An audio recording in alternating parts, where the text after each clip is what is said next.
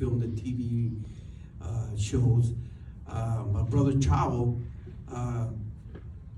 was downstairs, and for some reason he hadn't gotten dressed yet or anything. He was just talking a lot, and then he just messed around, and he got locked inside.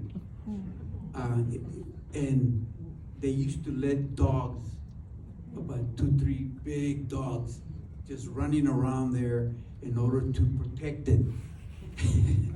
And he had to lock himself inside of the dressing room and then find a phone. In those days there was no portable phone, so he had to go find the phone, which was in the front part, and he called LeBell to come and to open the door, and I guess they kill the dogs. Come kill the dogs, Gene. Yeah, you're right. He says, watch the dogs. And they were big suckers too. It was just something to think about.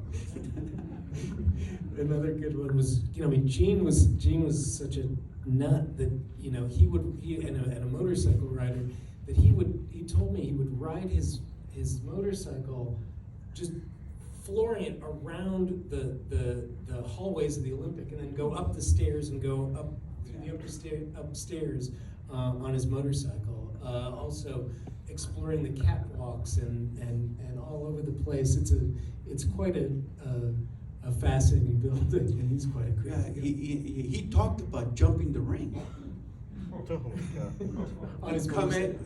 He will come in from the big door, and he wanted to jump, and he begged Mike. He would beg Mike. He says, it'll be a great thing and all this.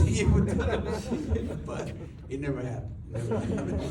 Roddy told me a story where there was one match where if he lost, he had to get run over by a motorcycle, by Gene in a motorcycle, and he lost, of course. And so he had to get run over by Gene in a motorcycle. And that just goes to show you how tough Gene LeBell actually was. You have these world-class boxers and wrestlers, and who else was in there, and they'd dispute their pay, and like the documentary said, and they'd go, the people who disputed the pay would go talk to Eileen in their office, and Gene would sit over there right in the corner, and nobody would get out of line. Because they knew that Gene was the real deal. There was a Guerrero night one time that they would do anything to bring in the people, so they called the whole family. We have a big picture there in the Olympic Auditorium where the whole family, my father, my mother, my sisters, I have 2 sisters, and all of us were all, Eddie Guerrero was about 7 years old or something such. And it was wonderful, just honoring the family. He introduced everybody.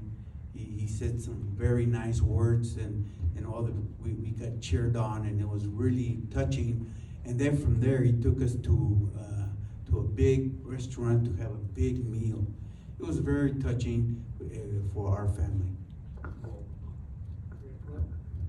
If anyone has